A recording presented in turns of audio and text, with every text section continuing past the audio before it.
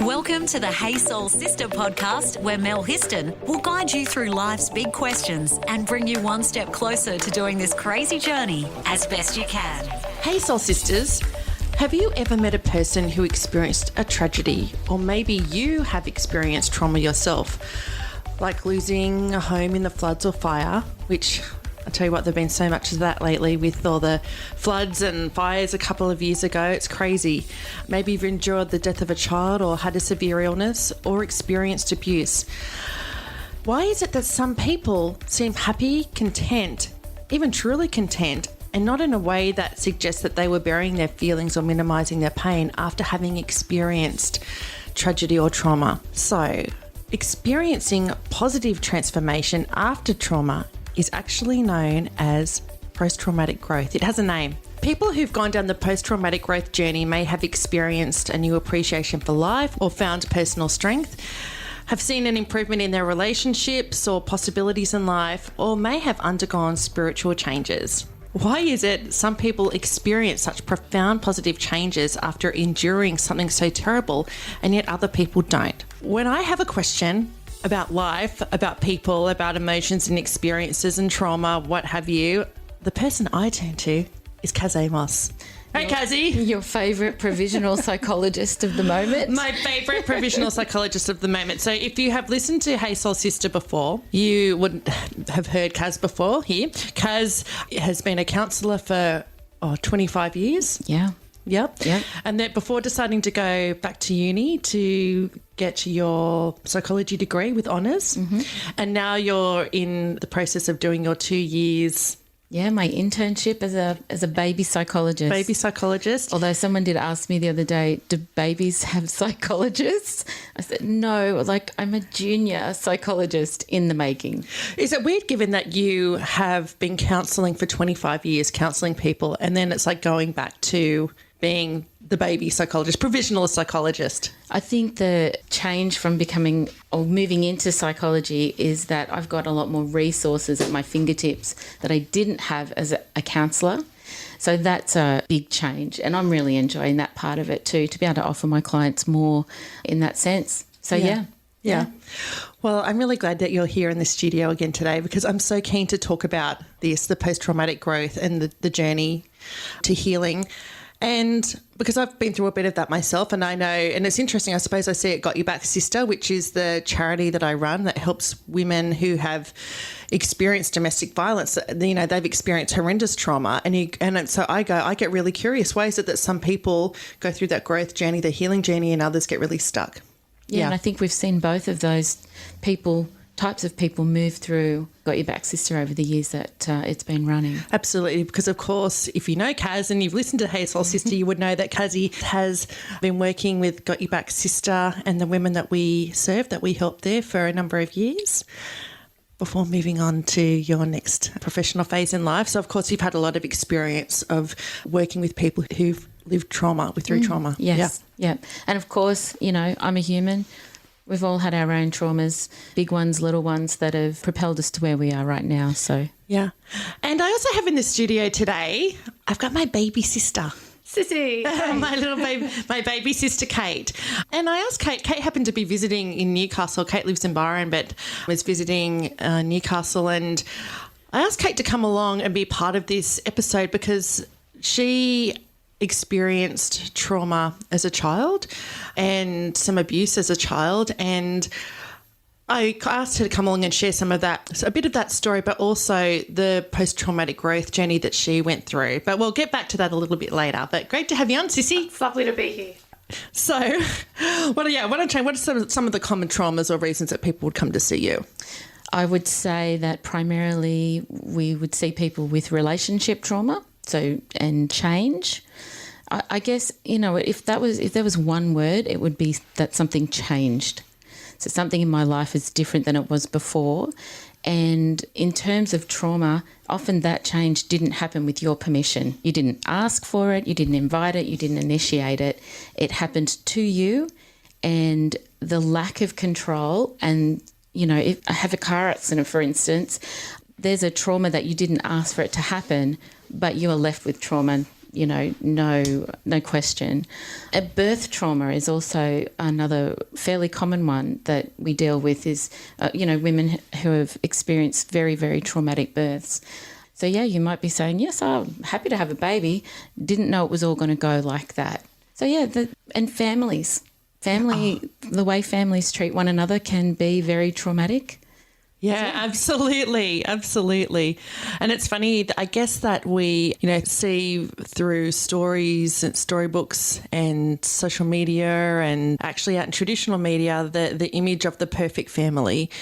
And I think sometimes I have this saying I say to people, every family is dysfunctional in some way. Oh, yeah. We all have our dysfunctions. We just try to manage them, I think, and heal and cope with them as best we can.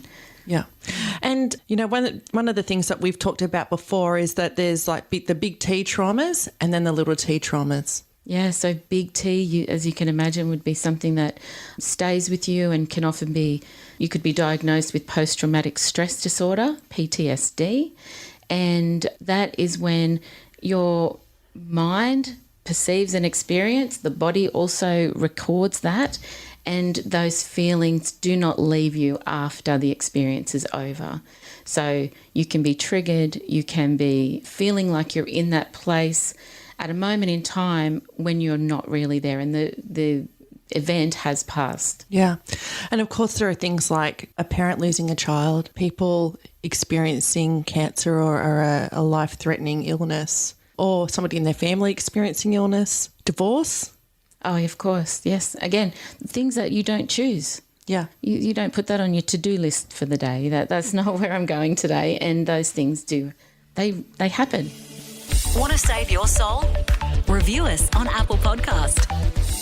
I would say in my life, probably the two biggest traumas that I've experienced were divorce. That was a traumatic experience going through that, and also having breast cancer.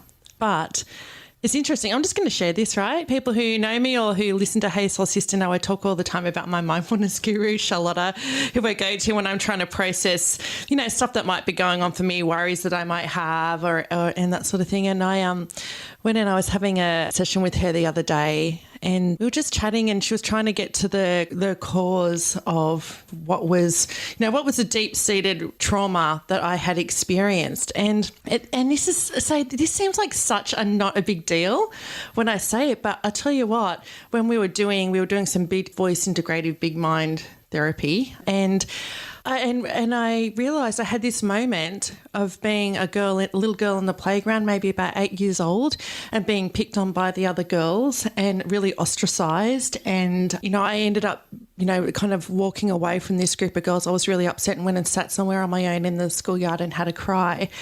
And I didn't realise that which I would see is probably a bit of a small T, a little T moment. I don't know. But, something that you think people experience that all the time, right? But I was like, oh, my God, that is impacting me as a 40-odd something woman years later. And I was like, oh, my God. I did not realise that I cried when I was having this session with Charlotta, and she said that just shows that it's actually a really deep wound there. I think that's a great example of what we might think is little, but it sticks with you and you carry it all the time. Yeah. And it just takes maybe a series of incidents that domino and touch that spot in you. Yeah.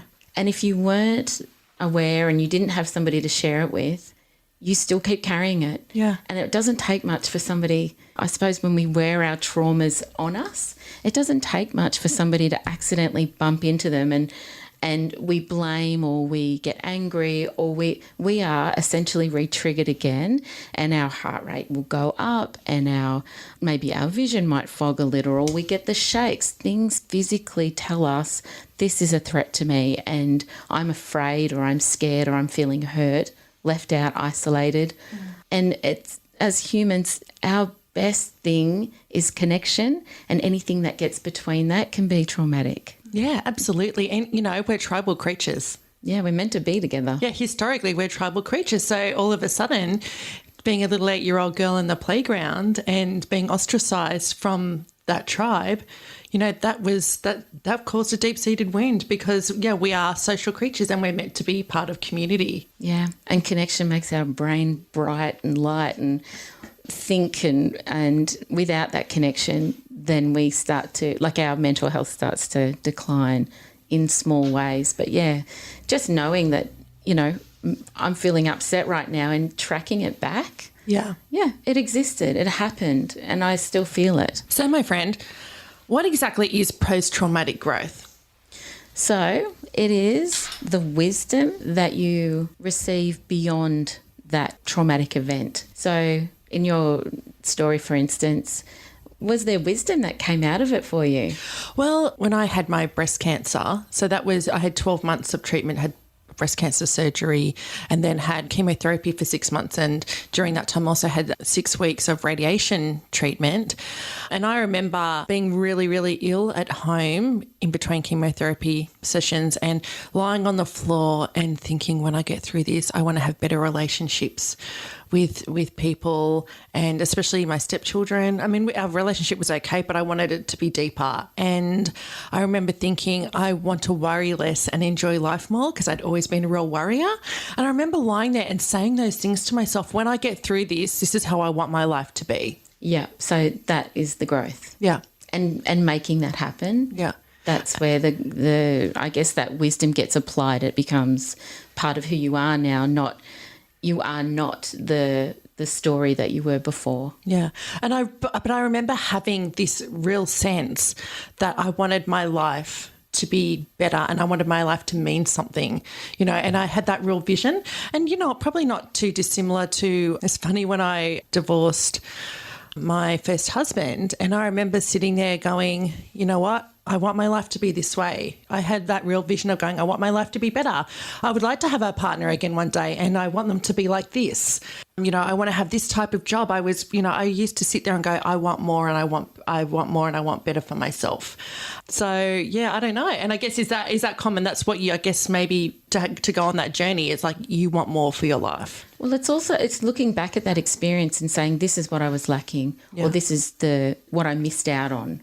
And I can appreciate and not stay in that painful place and be in that pain and take that as a part of who I am and offer that. Because really that's what we're doing in relationships. We're offering ourselves to someone else. So if we're offering ourselves healed, it sounds like part of what you did in saying, I want to have closer relationships with my family, that will help me to feel healed. Yeah. Because I wasn't entirely healed before that. So we take that healing and then that's who we show up as. Yeah. It's so funny. When I think about going through the divorce, and that was a really tough time, I actually reflect back now and I go, wow, I feel so much stronger as a person, because even though that was a really tough time, and I felt, actually, to be honest, I felt really alone. I felt quite unsupported by some people in my life. And I look back and I go, that did make me stronger, because I was forced to dig deep emotionally, but I was forced, practically I had to go out and borrow money from the bank to pay for a week's rent and a bond to get into a place. I had to find a way to find a new place for me and my son. And so I go, oh, actually, I feel pretty proud of that now. Yeah. I did all that, and it made me stronger. Well, personal strength is one of those factors that are part of post-traumatic growth. Which actually I was reading and listening to a podcast about post-traumatic growth. And so there are 5 factors. Yes. Yeah. Appreciation. Yep. So being grateful, which if you're the person who is in the middle of a traumatic situation, I bet the last thing you think about is saying thank you to that person or that circumstance for the growth that you're about to receive. That is not the grace that you're saying at the table. But it is something that will come naturally in time, that you can thank that experience for being in your life because you have healed from it. So, yeah, appreciation. Improve relationships, connection, which is exactly what you were talking about.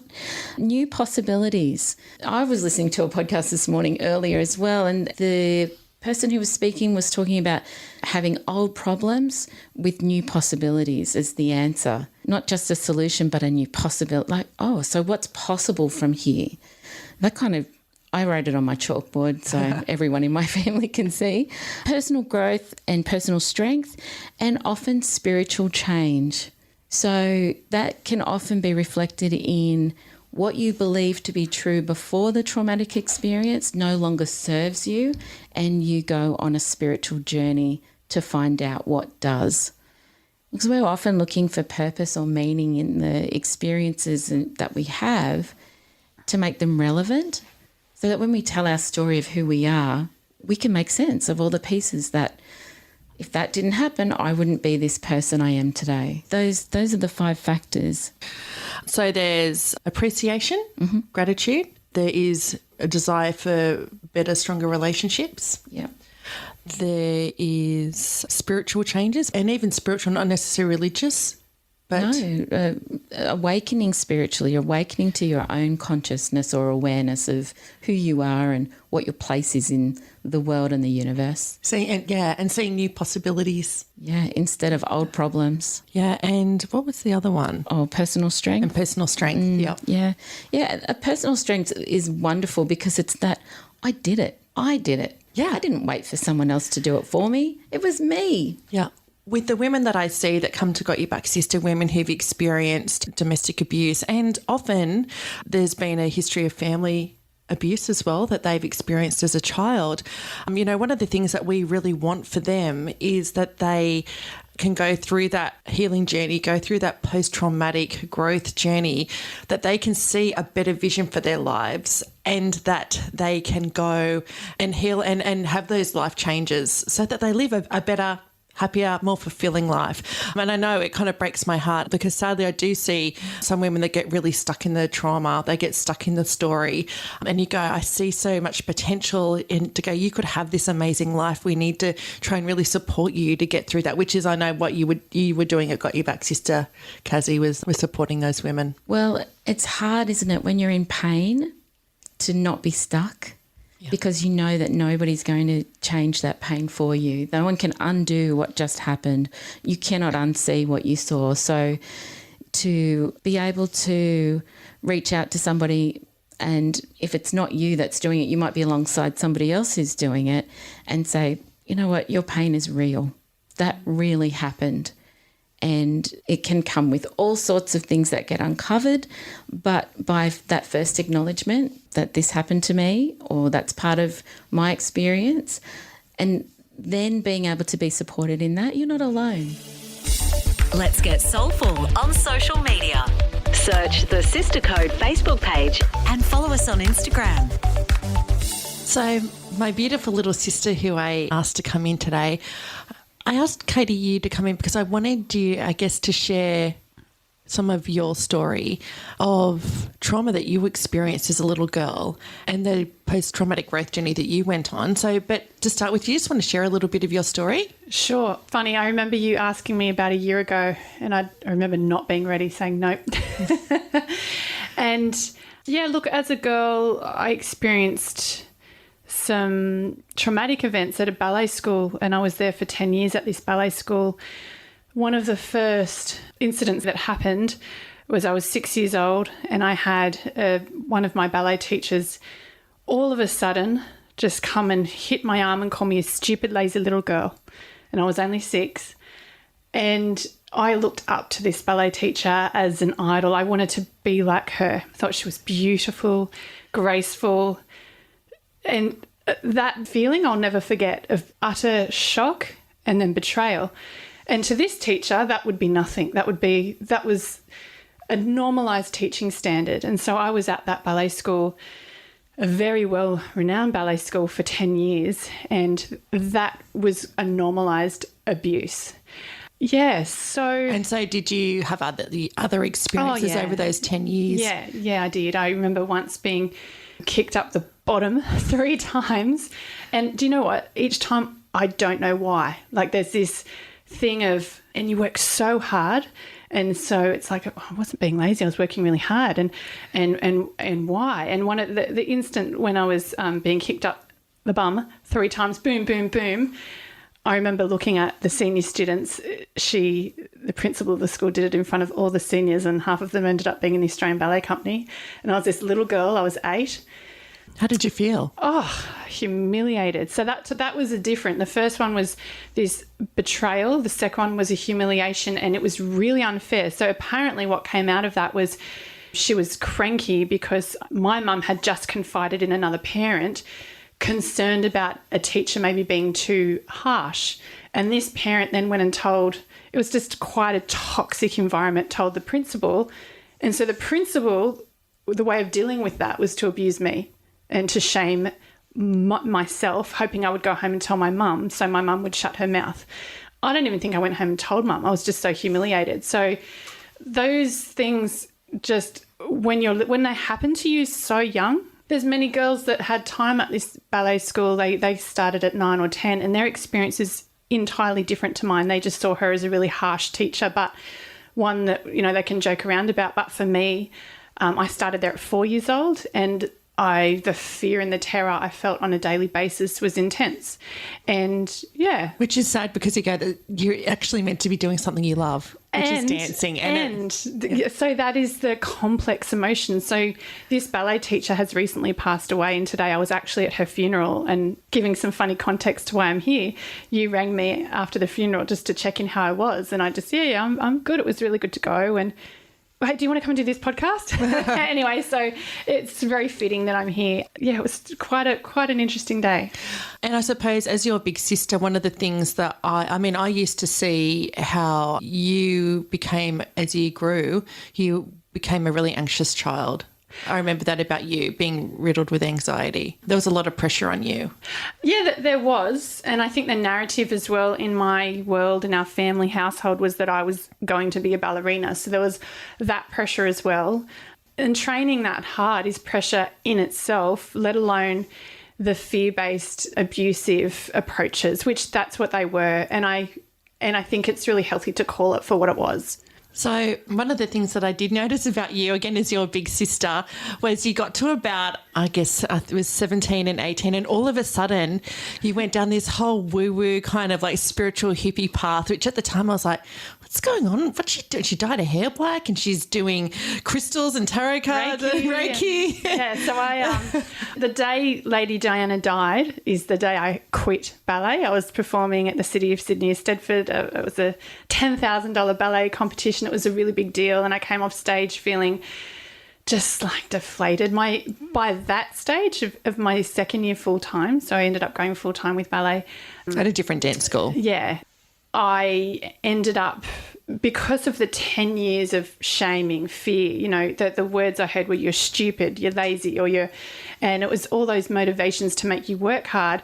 They become ingrained in your head. And so my relationship with myself was crap. The self-hatred was really there. So if I didn't do well, there was no nurturing of the process. There was no nurturing of, hey, you know what? That wasn't your best performance, but it's okay. And so it was constant coming off stage self-hate. And I hated that. I hated feeling so down in myself. And so I quit. The only way I could regain a sense of power was to quit ballet, because that was my association with it. And by that time, I did have lovely teachers in my life for the last 2 years of that. So that was... Do you want to give a shout out to that teacher? Oh, yeah, Marie Walton-Mann. She's a lovely woman. And all of her staff, it's now the National College of Dance. They're all beautiful people. And I'm very grateful I got to experience. And she would push us really hard, but she wasn't abusive. She wouldn't personalise it and name call. She was a really good example of how you can actually coach a student that wants to be elite at that level without shaming them, without pulling them to shreds. And she would often say to me, Kate, you just need more confidence. And I remember thinking, but how do I get that? Like, I don't even know how to get that. And so it took me to quit. And when I quit, I was diagnosed with panic disorder. Later on in therapy, years later, they said it was post-traumatic stress disorder. But I would have panic attacks. So I would have 6 a day. It was quite bad. And so I think for me, my saving grace was I delved into spirituality, and I got my therapeutic massage therapy certificate and reflexology and Reiki. And then I was at 17 years old, I was listening to Deepak Chopra, lots of Oprah Winfrey, Louise Hay, anything and everything personal development. It was just like, it's the reason I'm here, you know, that was, and so did have a lot of growth from that experience. Which sounds like the spiritual growth. Oh, well, it's seeking, isn't it? It's seeking to understand. Yeah, but also to come back to who you really were as before all of that. A perfect little human being who loves to dance and express herself, who kind of had it squashed and beaten. Yeah. So sad. I feel really sad hearing you talk about that. I'm here tearing up because I'm thinking, I'm picturing like a little tiny little girl in a ballet kit, just wants to be the best she can be. And that's, you know, that's the sadness that comes with that kind of ongoing extensive experience. You don't even hear your own voice anymore. You hear the voice of the abuser. Yeah, absolutely. Look, I ended up going on. So part of my story was, I suppose you could call it the success side of the story, was I'm actually still in the industry. So I ended up moving to Byron Bay thanks to Marie Waltman, who had that connection for me and started a dance school there. And so it's now 22 years later. So the biggest challenge for me was, well, what culture do I want for my school? How do I want students to feel? And the biggest challenge was to be able to help cultivate talent without ripping kids to shreds, you know? Yeah. And I mean, actually, that wasn't hard because it's not in me to do that. But so I studied NLP, neuro-linguistic programming, the DeMartini method, and things like that to give me tools as a teacher and a leader to still work on my own healing journey, but make sure that my leadership skills, my languaging is well above what it should be, you know, a high standard, so that students can be intrinsically motivated and not motivated through fear. Yeah, fear. Yeah, I thought fear too, yeah. Yeah. So, Kazi, if anybody, and Sissy, sorry, thank you for sharing it's all that. good. I know that's been something you haven't publicly wanted to talk about for a long time, and so thank you for sharing that. And there might be some people that were listening that may have been through the same thing or similar experiences. So there's lots of us. Yeah. Unfortunately. Want to fill your soul with more? Go to thesistercode.com. So, Kazi, if people are listening and they've experienced trauma or tragedy, and maybe they haven't started on that healing growth journey, post-traumatic growth journey, how can they start? What can they do? How do you start? It's time to reach out. It's time to check in with people you trust. Find people you trust. You know, even hearing your journey, Kate, the people you trust were Deepak Chopra and Oprah. And you know what? That is a start. You start listening to what you need to hear in order to help you get well. Because it's important to reach out because you don't have the answers. You know, there comes a time where you can't find the answers within yourself. And stop trying. It's okay. Give yourself a break. You're not perfect. You don't have everything. And find the person. And if you don't know somebody, ask somebody who might know somebody. Actually, when I was listening to a YouTube video on post-traumatic growth, the doctor who was on there, and I believe he was the doctor that kind of did the academic identification of post-traumatic healing in the 90s, it was Dr. Tedeschi, I think it was, Dr. Richard Tedeschi. Does that ring a bell? I should say yes. Yeah. But it's funny because that's one of the things that he said. He said for you to go on that journey, you need to find have the right people around you, the right support people around you. And I have to say it's really important to really acknowledge quickly who are not. I remember back in that phase, I was with a little meditation group, and I remember opening up to someone and they said these words which were so triggering: quit the drama. And it was like, whoa. They hadn't experienced trauma. They had no idea what I had gone through. And that I kind of spiraled a little bit just from that comment. So for me, if I could tell my younger self something, go straight to a trauma therapist, actually, and go seek help by a professional. I didn't do that straight away. And as much as some of these spiritual groups are wonderful, they're not qualified in dealing with trauma. And so I would definitely recommend that, because you do need to handhold to go through it and get through it. Would you have called it trauma at the time, or did you just know it felt bad? No, I would not have called it trauma. And that's the thing, especially a lot of people in my world that in the ballet world minimise it, normalise it. This is just part of it. This is just what happens. And I was, really depressed with panic disorder. It was awful. And I just don't think people should have to go through that. No, and I think people become desensitized in whatever their environment is to the traumatic thing. Yes. So if it's in family and the way maybe family work together or don't work together very well, people will just say, oh, yeah, that's just how we speak to each other. Yeah. And that's not okay. It didn't feel okay at the time. It doesn't feel okay when you think about it 30 or 40 years later. So, yeah, that's those little T's that you were talking about, but you compound them. That's a big T at the end of years of that kind of treatment. Yeah. So, yeah, you're finding the right people. Yes. Yes, and trauma-informed practice or trauma-informed care is out there. Yeah. What role does courage and resilience play? I think that every time I've said to one of our ladies that got your back, sister, or even in my practice with work, it's so courageous that you're here. And it usually happens in when I was in private practice, the first phone call always came to me. And I would always end that call saying, I know that this is a hard call to make. This first phone call, it took you courage to do this. And the other person on the end of the phone would often say, oh, no, I'm not courageous. No, because they haven't seen it yet. Yeah. They haven't necessarily felt like, the lion on the Wizard of Oz who's suddenly at the end of the movie, he's like, oh, yes, I've got all this courage. But he took him all that whole journey before he was able to look back and then say, oh, that's courage. And resilience is the ability to get back up, keep going, rising and shining, or getting out of bed and maybe not doing something instead of doing something.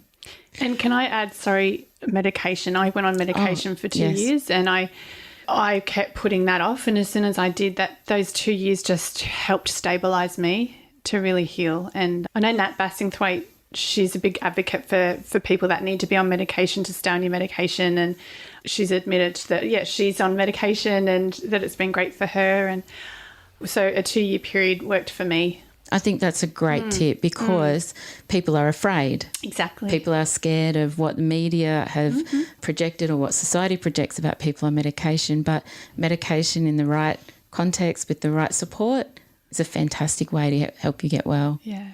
Yeah. What happens if you bury the trauma that you've experienced? Tends to creep through the cracks. Creeps through the cracks. Oh, it tends to work like a volcano. It layers on and layers on and layers on. And not only do you have that first initial trauma, but then you might find you gather other ones that are like links in the chain to the beginning of that trauma. And triggers never go away, but you can manage them. Would you say that for you, Kate?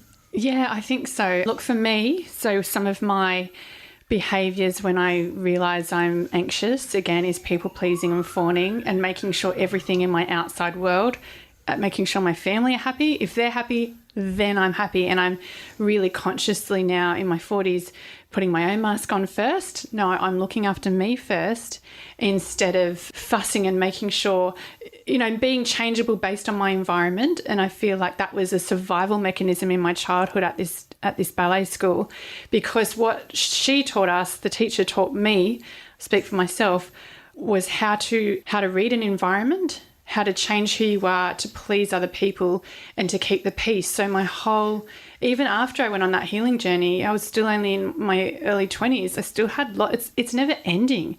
And so I feel like that's a big part for me, is just to be aware of what I do when I'm triggered and to be aware of a trigger. Yeah, that awareness of this is how I recognise that I'm in a fear state. Yep. And all those things you're describing are fear state things. Fawning is one of the things we do when we're in fight and flight. We don't necessarily have the control that we would like to because of the trauma and the experience. And people pleasing. Oh, well, that's what Looking fawning for validation, is. Fawning is avoiding confrontation through doing something. Yeah. So that's that thing you set everybody else up. Is it, are you right? Are you right? Yeah. Are you right? And now I can be okay. Yeah. Rather than if I'm okay, then you know how to find your way to okay. Yes. Yeah. As a role model. Yeah. And I don't know, as a teacher and as a parent, we're all a bit of both here. But, yeah, that's a great thing to remember. If I am okay, then everybody else knows, because everybody's watching one another. That environment thing that you're talking about, like monitoring your environment for where you feel safe and unsafe, and then changing it so it's safe as a protective measure. Yeah. The answer is in that if you feel as if you need to protect yourself in a particular environment, it feels that it's like a dangerous place or has a threat about it. Yeah. So maybe don't go there. Yeah. Or maybe notice that and find a way to wear your own protection before you enter in. Yeah. That must have been hard at a funeral today, knowing that... It was actually, I wanted my big sisters to go with me, and then the day before, just due to circumstance, they couldn't come. So I went by myself, which was actually really empowering. And I sat there. I thought I would get emotional. I didn't. And I've got quite a few friends that refused to go to the funeral. And I suppose it showed me how I felt kind of proud of the work I've done, and I also could sit there with gratitude, but also really good boundaries, because there were also people there that were teachers at the studio that I'm not okay with, and that treatment is not okay. And they're not that much older than me, but I've also decided I don't want to make eye contact with those people. Can I share something? Yeah, Which is sure. okay. And Kate saw one of the teachers that abused her there, and I was you from what The you one from when I was 6, yeah. she saw the teacher Stupid, that lazy abused little girl. Yeah, and she hit you. Yeah, yeah. Yeah, and good on you. Yeah, no, and I didn't want to engage with her at all. And if it came about that there was a conversation, I feel confident enough in myself to be honest and tell her how I feel. Yeah. Yeah, that sounds healed. Like a wound that felt doesn't good to have go. any Yeah. active... Spark. Yeah. What does Brene Brown say? She said, don't ever talk about something until you're over it. Like until you've moved through the issue and you've healed it, then you're ready to talk about it, because then you can actually be of service to others. Yeah. That's a beautiful thing to say. Yeah. Make it of service to others. That's why I'm talking. Yeah, and that's Yeah. why you're a dance teacher. Yeah. Because now you're of service to other 6-year-olds and 8-year-olds and who all want to be their best dancing selves. Yeah. Well, on that note, I think we'll finish this wonderful podcast. I'm so grateful to both of you for coming in and doing this episode. I think it's a really important one. And Katie, thank you for sharing. I know it's the first time that you've done that. Thanks for having publicly. me, and it's so beautiful to be on my sister's podcast. It's a real honour. I love what you do, so thank you so much. Oh, thanks, Tizzy. And Yeah. Kaz. It's a privilege to be in the room with the sisters, let me tell you. And Kazzy, you're amazing. We just keep doing So our wise. stuff, Love don't we? listening to Kaz. Yes, and thanks so much, Kaz. Thanks for coming. And it was actually Kaz that suggested this topic, and I think it's a really important one. And I guess if anybody has experienced trauma or tragedy and they're ready to go on that healing journey, reach out. Reach out. Do that for yourself and for everybody that loves you. Thank you so much, Soul Sisters. Thanks for listening to Hey Soul Sista with Mel Histon. What would help you on your crazy life journey? Email Melissa at thesistercode.com.